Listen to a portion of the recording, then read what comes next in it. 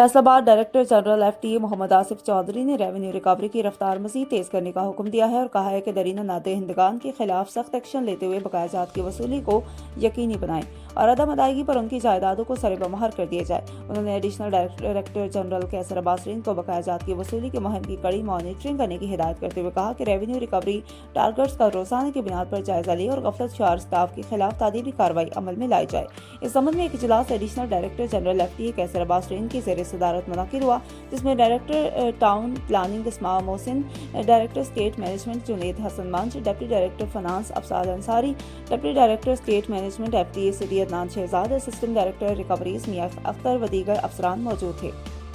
Additional director general نے مختلف مدات میں بقایا جات کی وصولی کا جائزہ لیتے ہوئے کہا کہ پرانے نادہندگان سے بقایا جات کی وصولی ترجیحی بنیادوں پر کی جائے۔ اس سبند میں جامع اور ٹھوس حکمت عملی اختیار کرنے کی ضرورت ہے۔ انہوں نے کہا کہ ہاؤسنگ اسکیموں میں غیر قانونی ڈیولپمنٹ پر عائد جرمانوں کی رقوم وصول کرنے پر خصوصی توجہ دے، جبکہ غیر قانونی کمرشلائزیشن کے خلاف آپریشن کو تیز کرنے کے علاوہ کمرشلائزیشن واجبات جمع نہ کرانے والوں کی جائیدادوں کو سر بمہر کرے۔ انہوں نے خبردار کیا کہ ریکوری مہم میں غیر تسلی بخش کارکردگی کا مظاہرہ کرنے والوں کے خلاف محکمانہ کارروائی کا علاوہ ان کی سالانہ رپورٹس میں ناقص کارکردگی کے اندراجات کیے جائیں،